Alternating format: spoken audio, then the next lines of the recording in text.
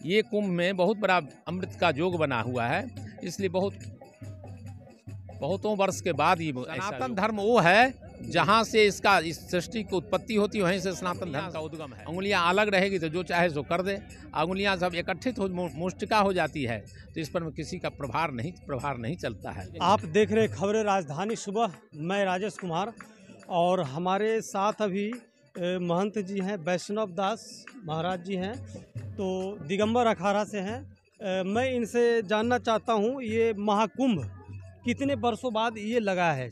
ये कुंभ तो प्रति 12 वर्ष पर में होता है। 12 वर्ष में होता है। यहाँ अर्ध कुंभ, अब कुंभ 2 कुंभ होते हैं जी। यह दिव्य कुंभ, सौरभ कुंभ, इसका विशेष योग 100 वर्ष के लगभग ऊपर में हुआ है। 100 वर्ष से ऊपर में ये लगा है। ऐसा है जी। दिन अभी भी दिन है ना दिन जी। लेकिन अभी बादल छाया हुआ है। वैसे ही योग का कुछ लक्षण होता है जिसमें विशेष रूप से आता है कभी कभी। कुंभ तो 12 वर्ष पर प्रतिवर्ष होगा ही, ये नियम है, लेकिन कोई कुंभ में ऐसा योग बनता है जो विशेष। ये कुंभ में बहुत बड़ा अमृत का योग बना हुआ है, इसलिए बहुतों वर्ष के बाद ये ऐसा योग बना है। इसलिए कुंभ का विशेषता है, महत्व है विशेष, इसलिए इनको दिव्य सौरभ कुंभ के रूप में जाना जाता है। काफी कुछ व्यवस्था इस बार जो व्यवस्था तो ऐसा ही देखिए, व्यवस्था ये गंगा मैया पर में डिपेंड करता है व्यवस्था। गंगा मैया जिस स्थिति से खाली होगी तब काम शुरू होगा। और कुंभ जो कहीं होता है 3 साल से व्यवस्था करते हैं, यहाँ 1 महीना के अंदर में इतना व्यवस्था हो गया। ये और कितना 10 साल में हुआ है। ये गंगा मैया कार्तिक के बाद खाली हुई है। अगर ये पहले हो जाती है तो जल्दी काम शुरू हो जाए। अभी खाली होती थी इसकी व्यवस्था, तो इसलिए ये तो आनन फानन में किया गया है। 1 महीना का ही, 1-1.5 महीना, नवंबर से सितंबर वगैरह में तो गंगा जी खाली हुए कार्तिक के बाद, तब काम शुरू हुआ है और एकाएक सबने शुरू आ गया। अच्छा ये बताएंगे सर, आपके थ्रू जो ये जो पूरा पंडाल यहाँ बनाया गया, क्या क्या सुविधा दिया जा रहा है?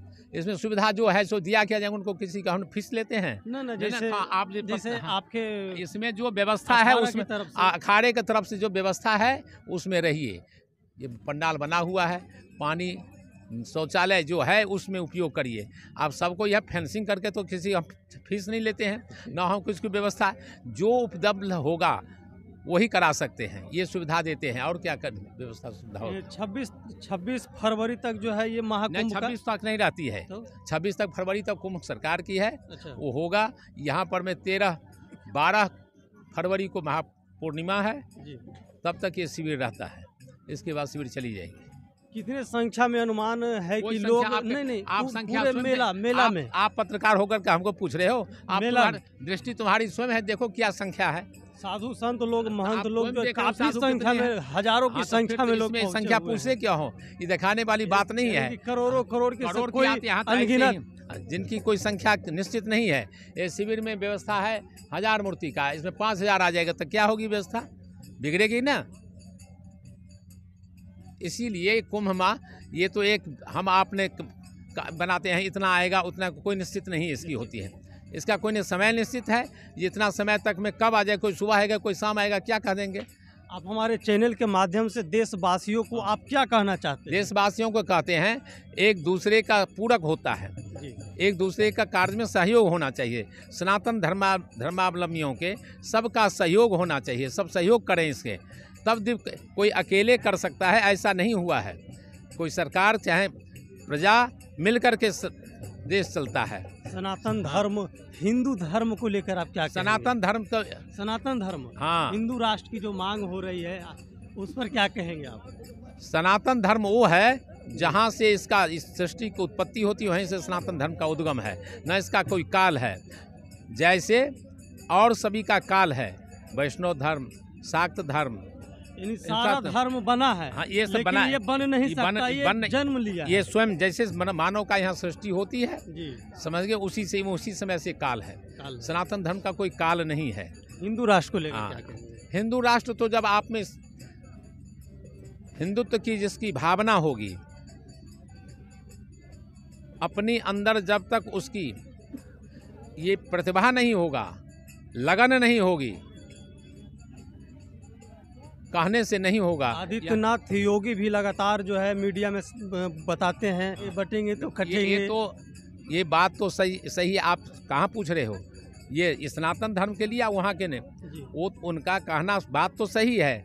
जब तक आप पर में पड़ा नहीं, अपने आप पर जब पड़ता है ना तब उसमें लगन होती है। अब यहाँ पर में अव्यवस्था हो रही है, अव्यवस्था हो रही तो जब इन लोगों को सब महसूस होगा तो व्यवस्था स्वयं सचेत रहेगा। तो जब तक आप हिंदुत्व में उनको अपने ऊपर आघात नहीं होगा तब तक उनकी तेज नहीं आएगी, लगन नहीं होगी। तो वही उसी को भाषा में कहते हैं कि कटोगे तो मरोगे। जब कटोगे क्या, जब संगठन रहे तो रहेंगे। संगठित राष्ट्र होगा तो विकास होगा। मुठियाँ है, अंगुलियाँ अलग रहेगी तो जो चाहे सो कर दे। अंगुलियाँ जब इकट्ठित हो मुष्टिका हो जाती है तो इस पर में किसी का प्रभार नहीं चलता है। उसी तरह से सनातन धर्म पर में आज आपस में इधर उधर होने के कारण ही ये स्थितियाँ आ जाती है। अगर संगठित रहेगा तो कोई नहीं होगा, यही कहना है। सनातन धर्म जहाँ से मानव का उद्गम होता है वहीं से सनातन धर्म का उद्गम होता है। धन्यवाद।